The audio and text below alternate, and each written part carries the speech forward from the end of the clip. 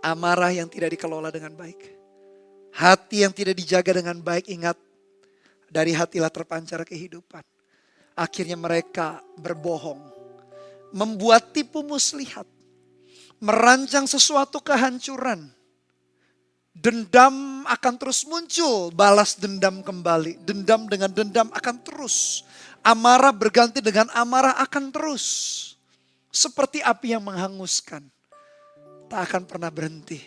Sampai semuanya terbakar habis. Mungkin api itu baru berhenti. Bahkan dari generasi ke generasi dendam itu masih bisa diturunkan kepada anaknya loh, kepada cucunya. Mengerikan. Ketika dendam atau amarah tidak kita selesaikan di dalam hidup kita sampai generasi kita saja. Dengan cara Tuhan, dengan cara yang bijaksana.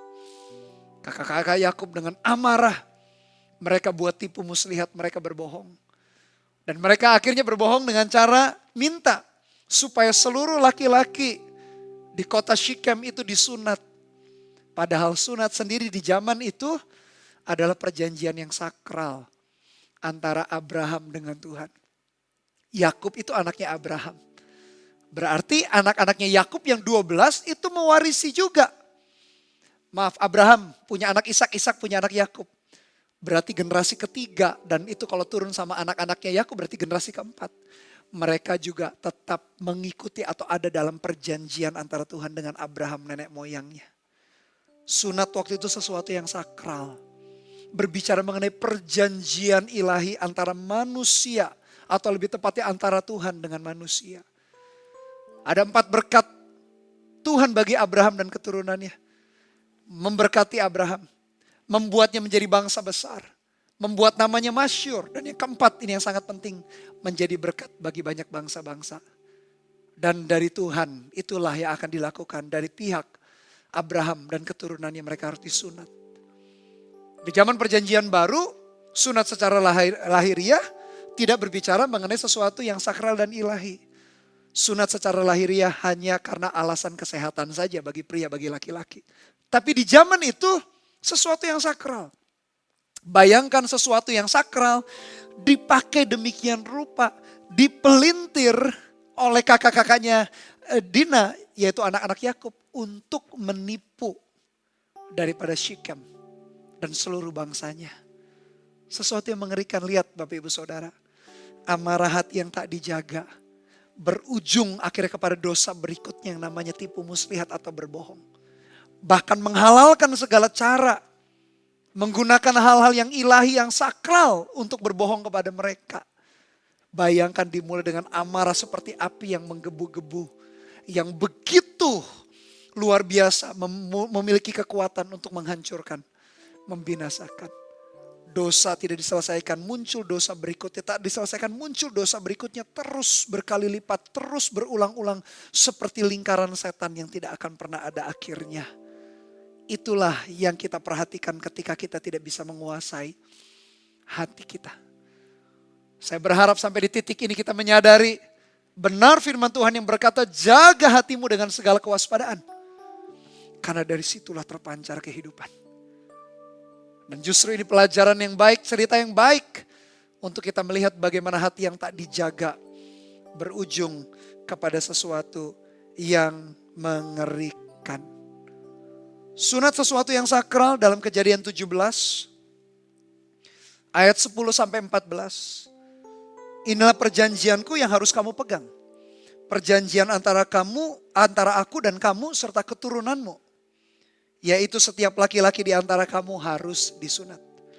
Harus dikerat kulit katanmu dan itulah akan menjadi tanda perjanjian antara aku dan kamu.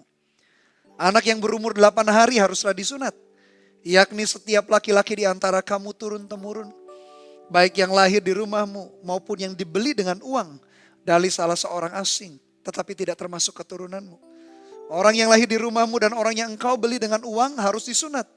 Maka dalam dagingmu lah perjanjianku itu akan menjadi perjanjian yang kekal. Dan orang-orang yang tidak disunat, yakni laki-laki yang tidak dikerat kulit katannya, maka orang itu harus dilenyapkan dari antara orang-orang sebangsanya. Ia telah mengingkari perjanjianku. Sesuatu yang sakral Bapak Ibu Saudara di zaman itu. Tapi justru dijadikan alat untuk membalas dendam. Justru kita perlu menjaga hati kita Tuhan inilah yang ku mau, Kau menjaga hatiku, jauh melebihi semua yang terdekat sekalipun. Tuhan inilah yang ku mau, Kau menjaga hatiku, supaya kehidupan terpancar senantiasa. Menjaga hati membuat kita akhirnya terpancar kehidupan, sehingga terjaga. Bayangkan Bapak Ibu Saudara, ketika hati gak dijaga, ada sesuatu yang menghancurkan terjadi. Pada hari ketiga, ketika mereka sedang menderita kesakitan, datanglah 2 orang anak Yakub. Siapa itu? Yaitu Simeon dan Lewi, kakak-kakak Dina. Serta masing-masing mengambil pedangnya, menyerang kota itu dengan tidak takut, serta membunuh setiap laki-laki. Juga Hemor dan Syichem anaknya dibunuh mereka dengan mata pedang, dan mereka mengambil Dina dari rumah Syichem lalu pergi. Perhatikan Bapak Ibu Saudara, ternyata 2 orang kakaknya Dina namanya Simeon dan Lewi. Kakak-kakaknya Dina banyak yang lain juga, kakak-kakak yang pria, tapi Simeon dan Lewi yang mengawali.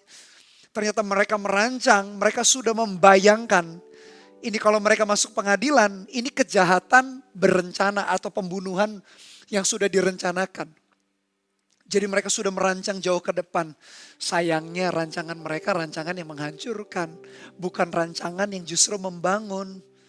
Padahal kalau tadi kita ingat kembali janji Tuhan kepada Abraham, janji Tuhan akhirnya diturun kepada Ishak dan Yakub, dan kepada anak-anak Yakub tentu saja termasuk Simeon dan Lewi, adalah kamu akan menjadi berkat bagi bangsa-bangsa. Tapi yang terjadi ironis, menyedihkan. Mereka bukan jadi berkat bagi bangsa-bangsa atau membawa bangsa-bangsa lain mengenal Tuhan. Tetapi justru sebaliknya, mereka menjadi pembunuh. Mereka membinasakan orang lain. Orang yang tak bersalah bahkan. Kan yang salah itu cuma Syichem, seharusnya 1 orang saja. Ayahnya ikut menanggung. Seluruh laki-laki ikut menanggung, semuanya dibunuh karena mereka sedang kesakitan, baru saja disunat. Bahkan berarti yang rugi itu siapa? Istri dan anak-anak penduduk Syichem. Mereka kehilangan dalam waktu yang bersamaan, dalam satu saat, satu hari. Kehilangan suami, ya iya. Kehilangan kepala rumah tangga, ya iya. Kehilangan seorang ayah, ya iya. Bagaimana dengan orang-orang yang tidak bersalah? Ketika main hakim sendiri, ketika melakukan kejahatan karena dimulai dengan amarah, yang tidak dikuasai dengan baik, justru kehancuran demi kehancuran datang menghadang. Simeon dan Lewi dengan marah, dengan tidak takut, karena mereka merasa benar. Dimulai dengan perasaan dijolimi atau tidak diperlakukan tidak adil. Mereka merasa benar dan berhak untuk menekan, membalas, untuk membunuh bahkan orang lain. Pertanyaannya, apakah benar respon mereka seharusnya demikian? Bahkan nanti kita lihat Yakub sendiri sebagai ayahnya sangat-sangat tidak setuju. Ayahnya pun sangat-sangat menyayangkan kejadian itu.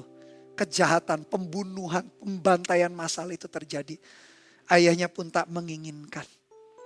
Simeon dengan Lewi yang mengawali. Mereka istilah jadi contoh buat orang-orang saudara-saudara yang lain. Tapi sayang, contoh yang jelek.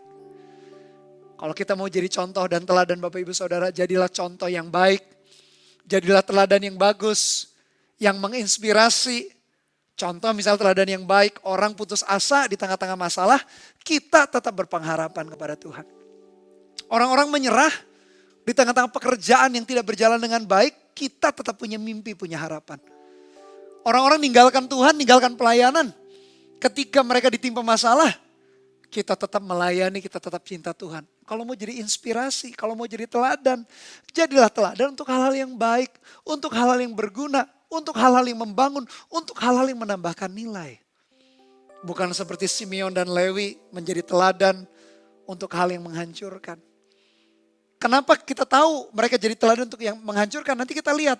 Ternyata setelah Simeon dan Lewi mengawali, kakak-kakaknya Dina yang lain atau saudara-saudaranya ikut mengambil bagian, tapi yang jelek, tapi yang jahat. Suasana langsung kacau. Kondisi langsung akhirnya berbahaya. Berbahaya bagi keluarga Yakub tentu saja. Berbahaya bagi rencana dan kehendak Tuhan. Karena dua orang yaitu Simeon dan Lewi tidak mampu menguasai amarah di dalam hatinya. Hati yang tidak dijaga membahayakan banyak hal Bapak Ibu Saudara.